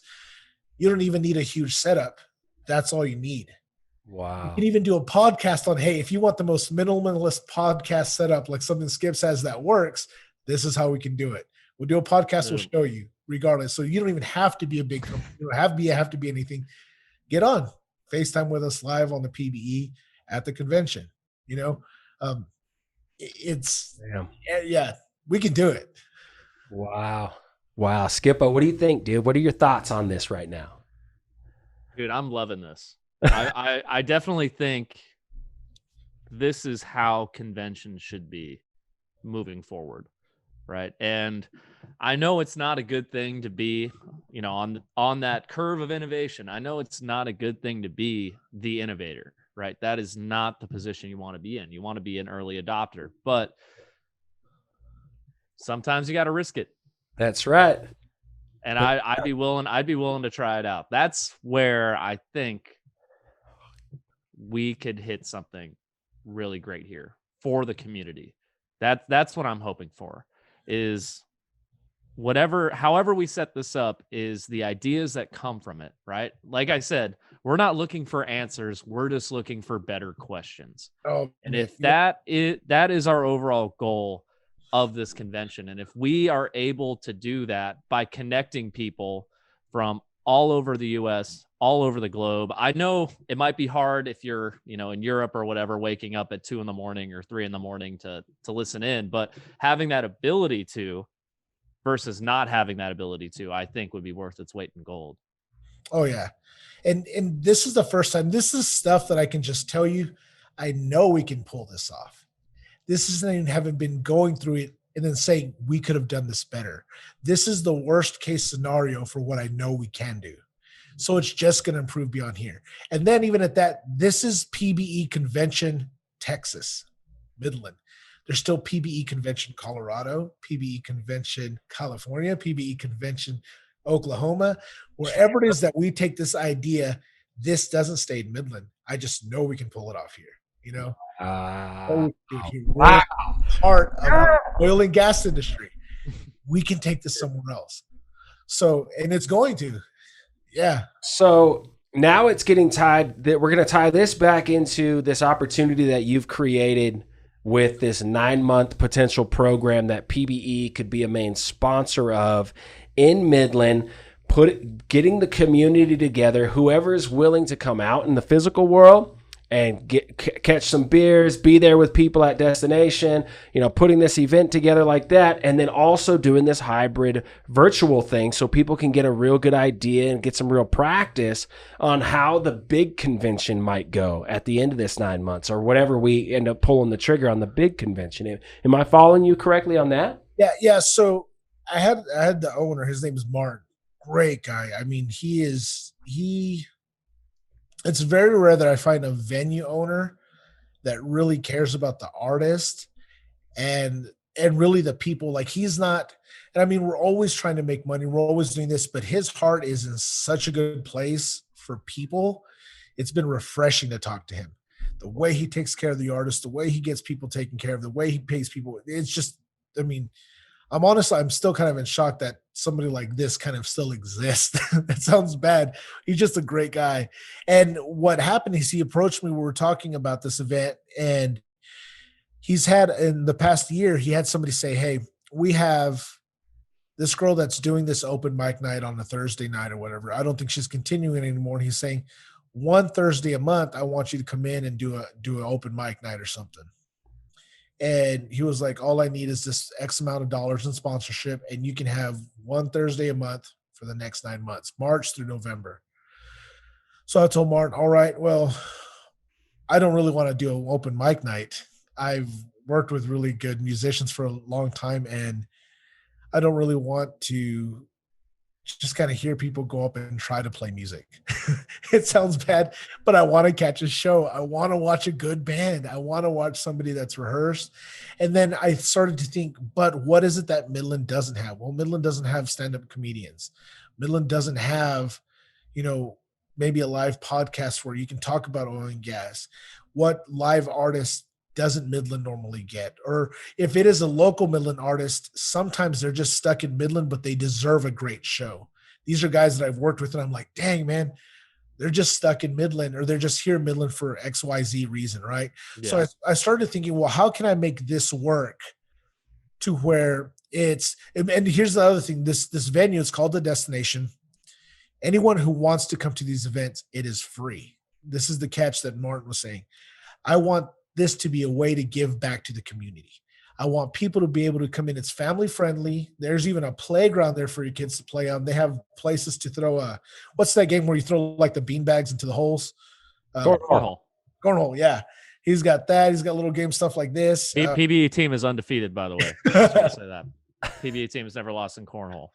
Oh, so there's another thing. That's what we're gonna have at the convention. We're gonna have a challenge the PBE team for cornhole. All right, so we're gonna get smoked. The PBE podcast definitely wants to be a part of this situation. So what can we do? We don't have all the money in the world, but we have some money. We can put up some money. We can reach out to our contacts and say, let A Train put together an event every month, once a Thursday every month. It's teeing up the big conference opportunity. It's bringing the community together. What do we got to do? Here's what I need to pull this off, because I don't mind volunteering time to do something for the community, to do something with the PBE, to do something for oil companies or engineering companies, anybody. I say oil companies because that's what we're talking about with this. But anybody who's watching this, in order for us to pull, what I'd like to do at the destination is almost like what we're talking about the convention. I'm going to bring in a good band, good act, comedian, whatever it is. Maybe we might do one open mic night just to get people involved. You know, you go to these shows, you see a good band, and what do you want to do afterwards? You want to learn guitar. You know, you want to play. So maybe after a few shows, hey, we'll throw an open mic night. You can come up on, and that way. And you know what? I'm thinking that's what I'm going to do now. Maybe we'll have an open mic night, because if we make this happen and we're going to have, you know, multiple videographers is my hope, on location, streaming this live with good audio, not phone audio, a dedicated engineer for your front of house for the audience, a dedicated engineer for your monitors for the band, and a dedicated system and monitoring engineer for the broadcast feed. So for people that are turning in, it sounds like you're watching, you know, like a legit broadcasted national performance. Like, that's my vision for it. These guys cost money. This equipment costs money. And this is the conversation I still need to have with Martin, is saying, hey, I can get a sponsorship for the venue. I can bring the show here. But if I generate these additional funds, it's not to pay me, it's to pay for the show. Right. So that when these people are coming, you want it to be a free event. You want to say, I want people to know about my location. I want people to know about the PBE or about the destination. We can do that. We can handle the marketing. We can drive people into here. It's very family oriented. Do the food trucks that show up there. I've gone and just eaten there. The food trucks are delicious. Yeah, they have drinks, whatever. And the BYOB is really cool too, you know? So it's family and adult, young professional, doesn't matter. Yeah. And it is a cool place. And even where like the family areas and man, it doesn't matter if you're a young professional, like, I don't want to go to this family oriented place. I get that kind of vibe too. It's not like that. But it's also like, if I'm a dad and I decided to go with my 3 kids, it's also not a bar. Yeah. It's legit venue. You have to come to the destination. You have to come check it out, especially when or if we put on this show in person. Just be like, wow, I had no idea. I'd heard about it for a long time here in Midland, and I never went. When I went the first time, I was just like, what the heck? Like, this is in Midland? Yeah. I remember right when I was leaving, that destination started getting popping, and there's events starting to happen there. And I definitely remember getting there and going, whoa, this is like a blueberry and a tomato soup bowl, man. Yeah. That's definitely a different spot. Okay, so we're in. You keep us updated on what we can do, how we can help with making this commitment to doing 9 consecutive shows over 9 months. And you could throw in a PBE podcast. We can get the mayor of Midland, or we can get the CEO of some big company. We could do something that's a bigger show, and we will commit to that. And we could do a show that night. That's of us, you know, being there, maybe even in person if we can pull it off, but certainly through the digital deal. And absolutely, man. So this is kind of a mini version of what I think we could do. I mean, and it's a really scaled down mini version. We can technically do everything. It's a convention at these things, but just allowing us to get involved, you know, with Midland right now in the community, doing a show, you know, sponsoring a show, sponsoring some live music, and bringing other people in the area together, you know, for something. Wow. Yeah. And this is cool. Skippo, what do you got? Dude, I think this is awesome. Something for the community, something for the industry. I mean, I guess those two things go hand in hand in Midland. I mean, at the end of the day, right? I mean, right. Community and industry, that is Midland. Midland is oil and gas. But I mean, there are, like you said, Anthony, there are a lot of people in Midland that have these talents outside of oil and gas too. So being able to bridge that gap, I think this could be something really, really special. Big time. Wow. Big time. Absolutely. I totally agree, Skips. I totally agree, man. I think this is definitely something I would definitely be a part of. I know PBE is, like I said, we are in support of this. So A-Train, keep us updated. And anybody listening that would be willing to throw in and help us bring the community back together. Post-pandemic community building, man. let's be excited again. And so to go back to the convention real quick, and then we can get into the conception part of this show. Sorry, I hope not. completion part of this Hope not. Hope not. It's 2 years into this thing. I can't stop. I can't stop calling the end the beginning. All right. We will get into the completion part of this show soon enough. But before we get there, I'm thinking the basic idea for this big convention, if we can actually pull this off, call it a 2-day, 2.5 day, do a core workshop, have Skippo out on the outcrop, bring it in live outcrop discoveries. You know, I say discoveries because that's where I'm focusing 100% of my time and attention. I'm finding people who are asking different questions and are willing to exhaust themselves intellectually to go and find the data points that can maybe deliver a new interpretation.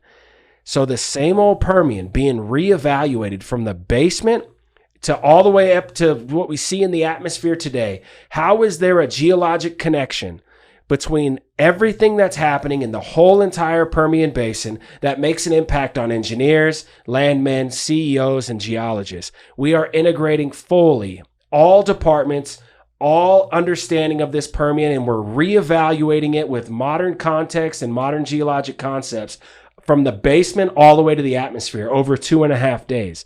That is something that's I think that could be something that could be done. I definitely think you're right. I mean, a lot of work needs to be put into it, but it's something that can and should be done. And tying back to Bell Geospace. So if you're talking, okay, basement, who cares about basement? The engineers are drilling into something 7,000 feet from the surface. Basement. Well, you can tie basement structures using GravMag, especially Bell Geospace and Cole Murphy. Get them in here so you have a technical presentation of basement. Then, and why it's important to these reservoirs with this new concept of serpentinization and maybe a whole new way to think about hydrocarbon generation. Basement is important technically. And then follow that up with a PBE podcast with Bell Geospace again, where we're on the main stage and we're tying technology. We're tying a company that's out there doing the front lines of interpretations and data acquisition to help you better understand your basement and why it's important. So we tell them why it's technically important, how it has an impact on your reservoir, and why you're doing what you're doing as a company. Then we talk to a company that's supporting the basement interpretations like GravMag, new data from Bell Geospace, and we can just go through the whole itinerary going back from technical to technology and companies actually, providing something of service of value of that specific subject. Does that make sense? Makes sense to me. Yeah, I think having that tie-in, especially where it's not just two separate entities or multiple separate entities, where if there can be an integration, there needs to be an integration.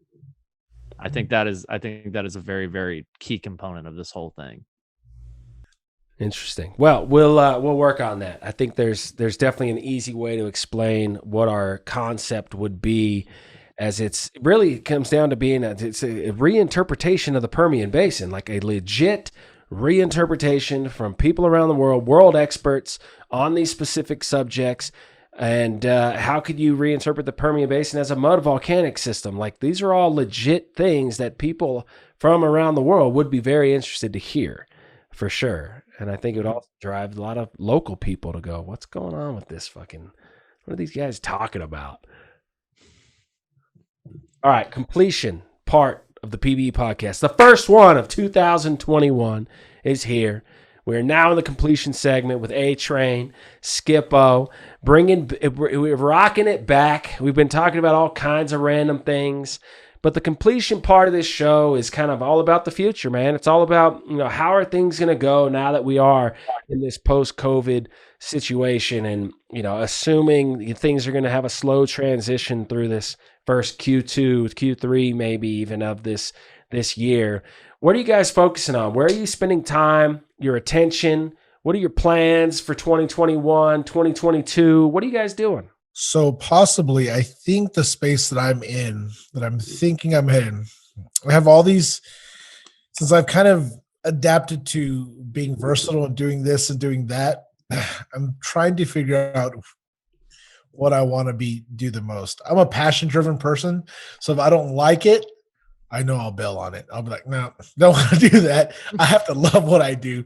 That's just me. So I think the thing that might be coming to Midland here pretty soon is I think I'm bringing in a commercial studio to Midland where we're going to do record bands, all that kind of stuff. I want to have a room dedicated to podcast with cameras and microphones.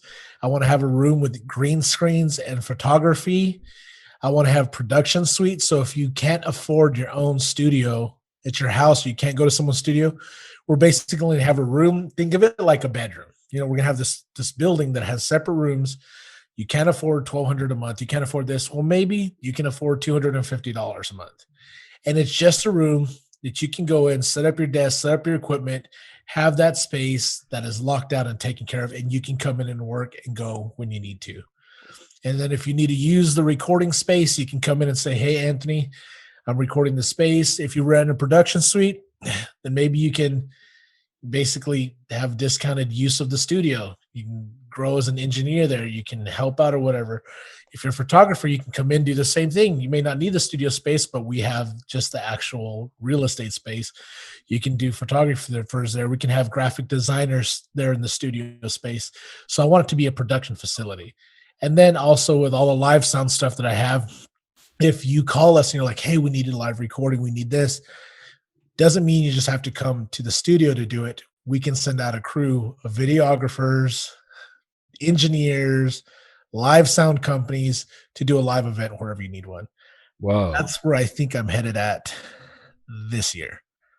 Wow. Well, if PBE can sponsor a UTPB or WTGS podcast booth, like a little section of your company, that would be dope, man. I think if we can get there, I would be very interested in paying for that and having it like a PBE sponsored thing. But their students are coming out from the geology and engineering department at UTPB, and they tell us some updates. WTGS updates us. PBGS, we get these updates from industry right there, boots on the ground, man. That'd be badass. We can absolutely do that. We absolutely will do that. You want it, we'll figure it out. We'll do it. No questions about it. We can do it. Skip up. I was going to say that would be sweet if you can get the students in there talking about what they're researching, and then, potentially, asking for help or asking for different ideas from other professionals. Like, hey, this is what I'm working on. I'm working on seismic in this area, or I'm working on outcrop here, or I'm working on this, geochem project. Is there any industry, these are the things I'm finding. Is there any industry people that would be interested in, either reaching out or helping, or, thoughts or comments? I think that could be excellent for the students or professionals working on papers. That's freaking awesome. I actually I'm falling in love with this idea now. Wow. All right, Skips, what about you, man? What's the Falcons up? We're flying. Yeah. Oh man. So for me, it's been kind of a waiting game. I'm not gonna lie.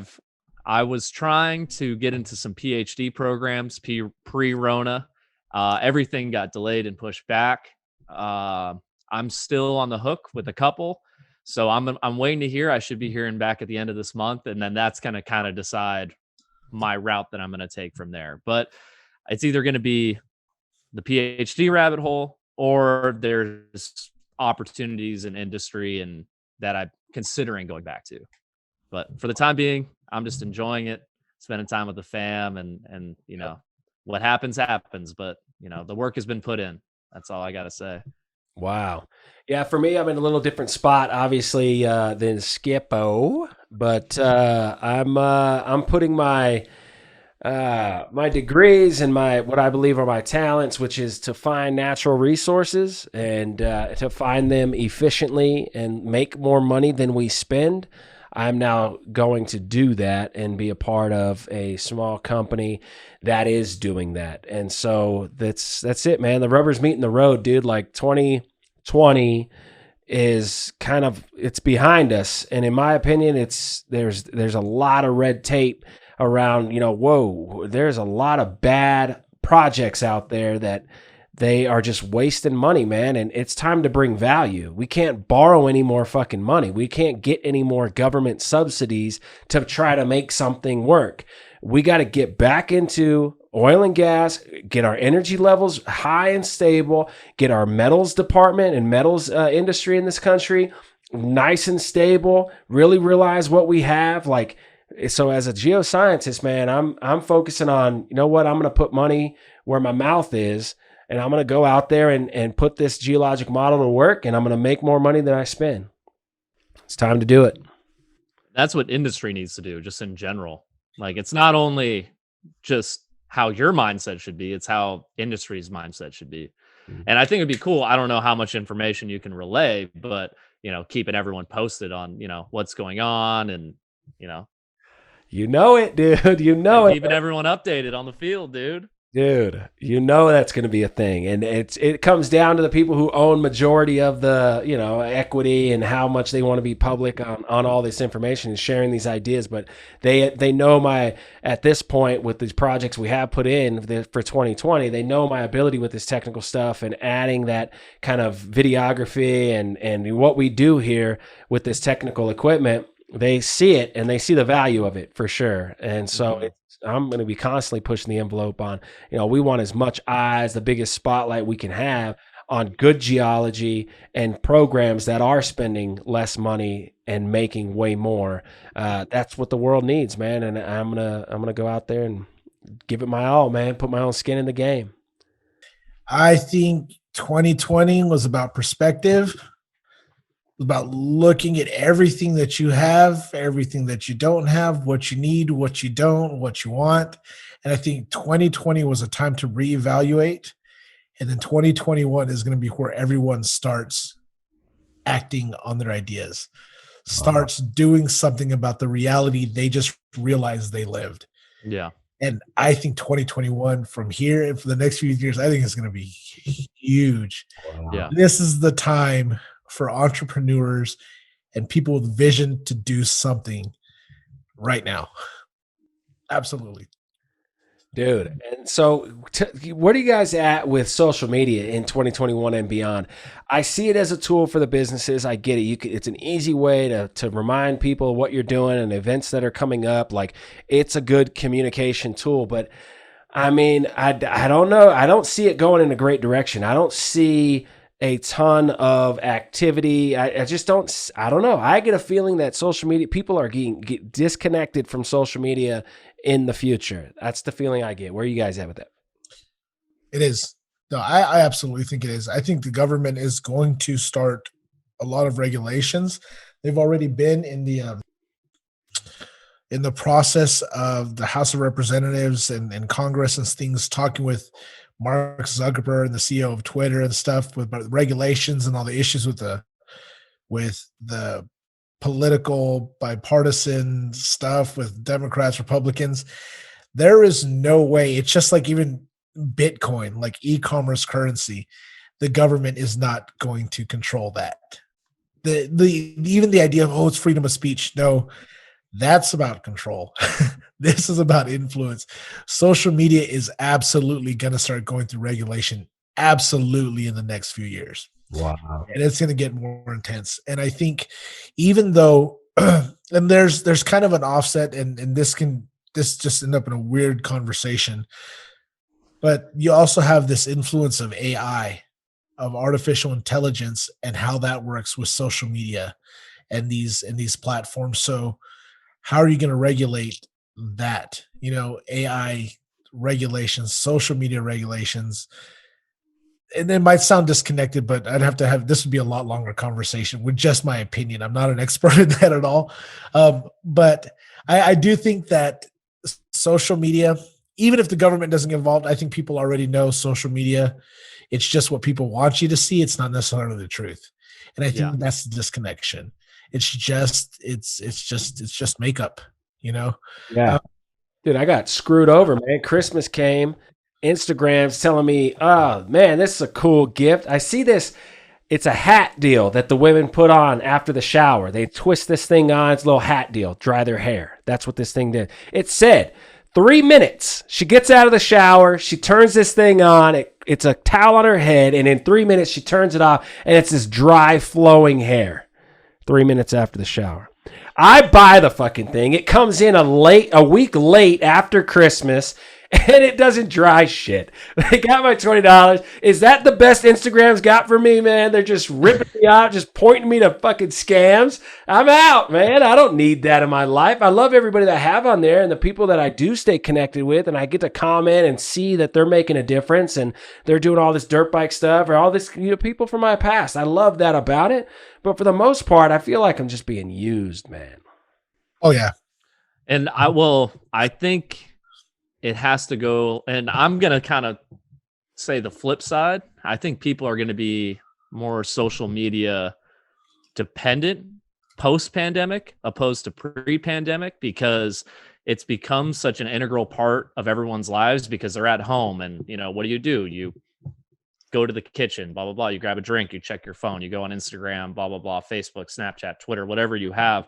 And I think everyone understands that social media has these negative consequences, but just like anything else, it's addicting. Once it becomes part of your life and this thing is in your hand, it's like you're constantly checking it. You're constantly doing this. Like for me during the day, I delete all the apps. Like I don't even want them on my phone. Like I don't want to be able to even log into them to, look at whatever, because I want to be completely away from it, because I tend like subconsciously just to look at it.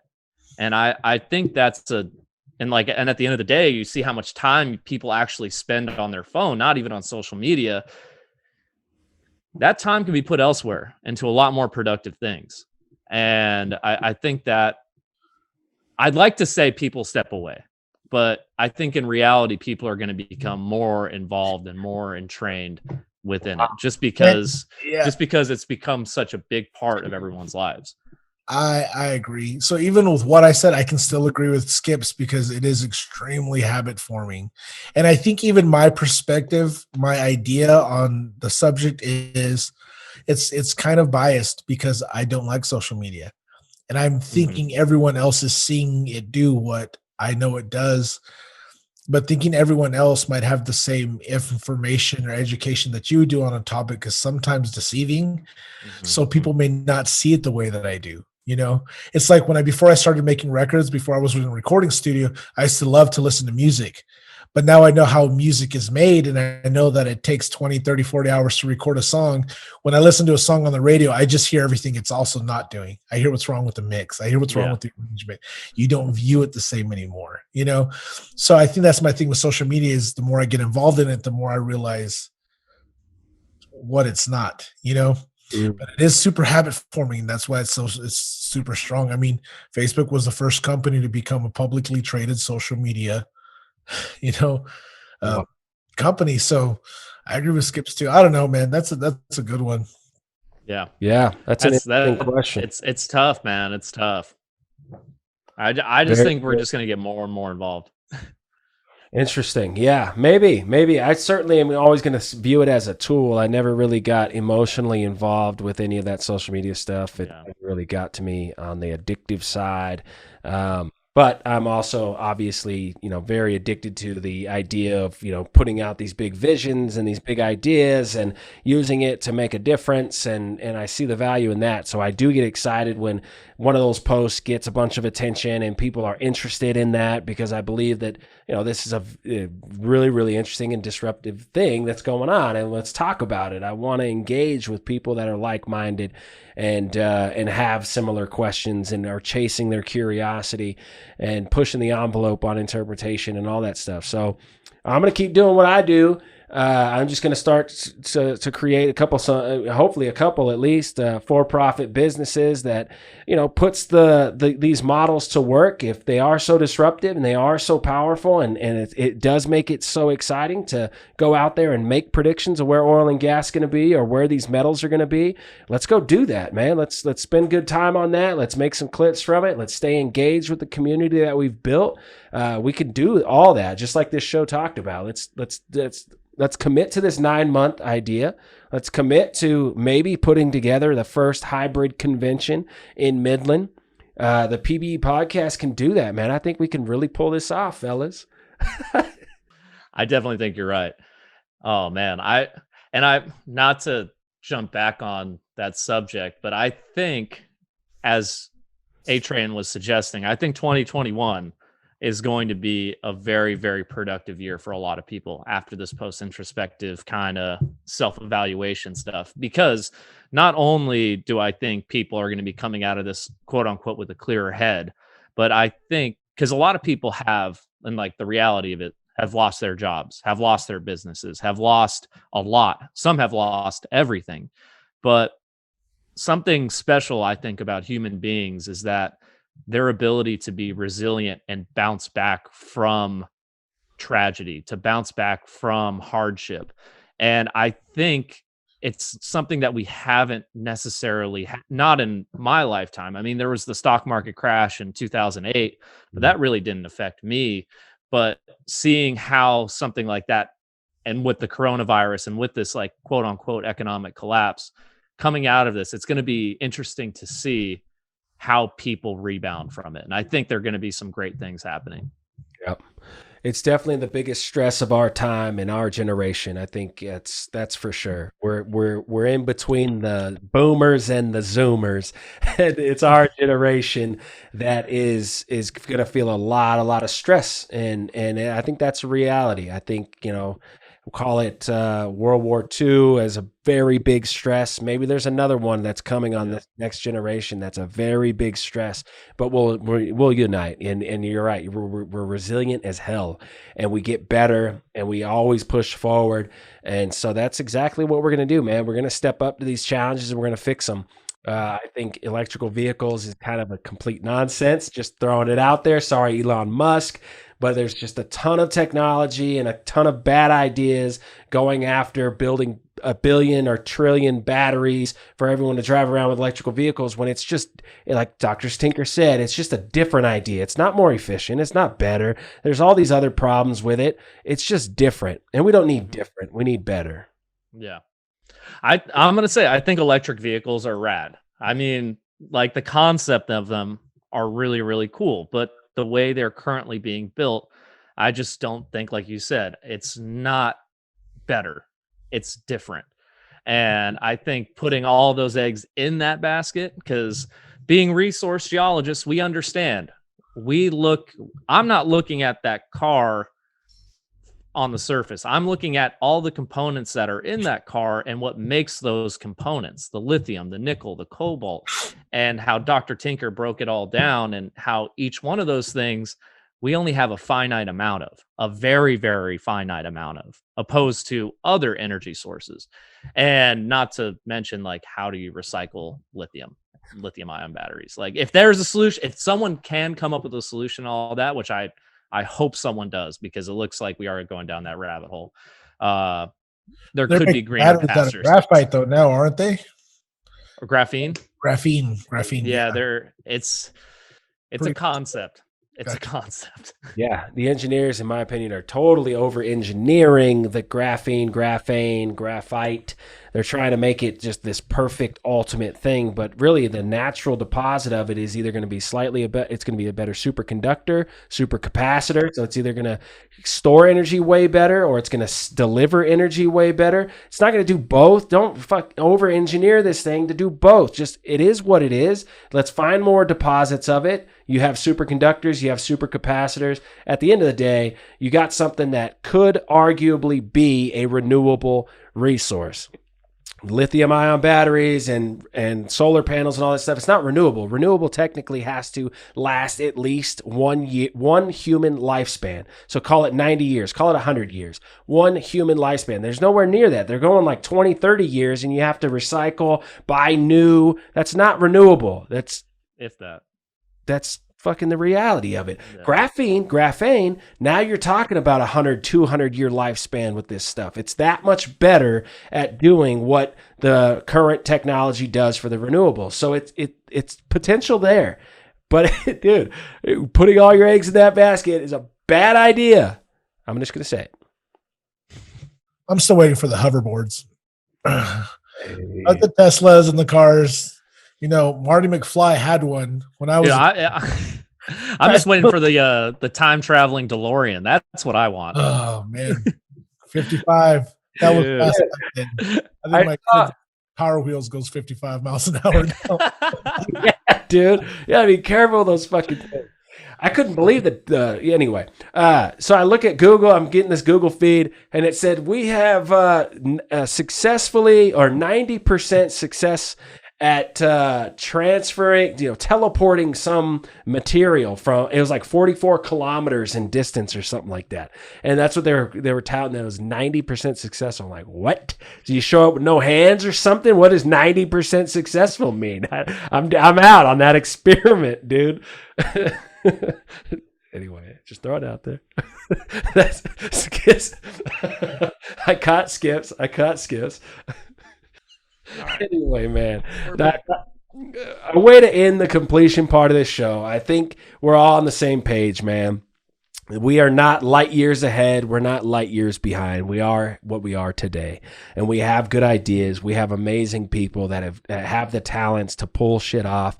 I think PBE podcast can absolutely do this real life in-person convention, hybrid style, from the outcrops, from the court viewing room. We could do all this stuff, man, and really create a new way of delivering this information. At the same time, we have a really exciting change in our understanding of geology, and we can reevaluate this whole basin in a new way. It's not just simply new ideas.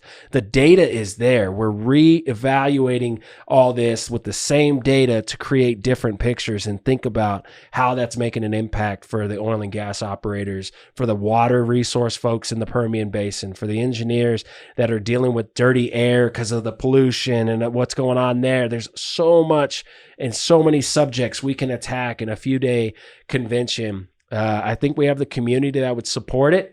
I think we need to advertise this, and I'm excited for 2021 because of this show. What do you guys got? I agree. Is that the end of the completion part of this show? I think we cut it off there. I think that was a phenomenal end. Yep. Anything else that we can do, you know what I mean? And what we should have done, and what we need to do this year is the Midland Council here. If you're going to bring in a big convention center or whatever, they'll give you like up to $50,000 to bring an event to Midland. Because if they'll give you the $50,000, but then people come and do concerts like Food Fest and these. If you do it in Midland city limits, it brings in revenue to the city. People stay in hotels, people come in and travel. Dude. File that by November. So at least we can plan on that for next year. We can go to the city council, tell them our plan. We're going to bring a show here. We're going to book it here. And they'll give you $10,000, $15,000, $50,000, whatever it is. They give it to you. That's not like a loan. Midland City does that. That's badass. It makes good sense too. Because the city does make way more money than that $50,000 on bringing all. Make a shit taxes and hotel taxes and all that. Yep. Wow. All right, brothers. Hell of a show. I appreciate it.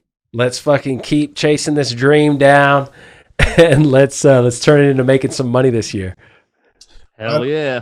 Anything else? Holler at me, guys. All right, brother. Take care, A-Train. Sounds good. All right. Later, dogs.